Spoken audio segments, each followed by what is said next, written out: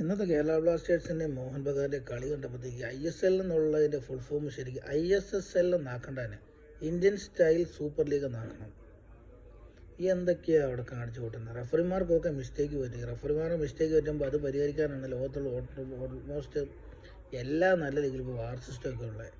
അല്ലെങ്കിൽ അതില്ലെങ്കിൽ ഒന്നും വേണ്ട. ഇപ്പോൾ അതിൻ്റെ ചിലവ് കൂടുതലാണെങ്കിൽ ഇന്ത്യൻ ഫുട്ബോളിന് അത്രയും താങ്ങാൻ പറ്റത്തില്ലെങ്കിൽ അതിന് ബദലായിട്ട് പണ്ട് ക്രിക്കറ്റൊക്കെ ഉള്ള പോലെ റീപ്ലേ സിസ്റ്റം കൊണ്ടുപോകണം. അങ്ങനെ എന്തെങ്കിലും കൊണ്ടുപോകണം. ഫിഫ അംഗീകാരം മേടിച്ച്.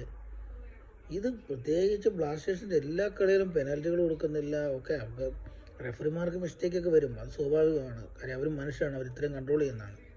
പക്ഷെ അവർക്കൊരു ഡൗട്ട് വന്നാൽ അവർക്ക് അടുത്ത ഒരാളുടെ അസിസ്റ്റ് ചെയ്യണ്ടേ? വളരെ മോശപ്പെട്ട ലീഗായിക്കൊണ്ടിരിക്കുകയാണ് ഇത്. ഈ ISL കൊണ്ട് പ്രത്യേകിച്ച് ഇങ്ങനെയൊക്കെ ആണെങ്കിൽ ഇന്ത്യൻ ഫുട്ബോളിന് ഒരു മണ്ണാങ്കട്ടം ഉണ്ടാകാൻ പോകുന്നില്ല. ടീം ഉടമകൾക്ക് പൈസ കിട്ടും, അല്ലാതെ ഒരു കാര്യമില്ല.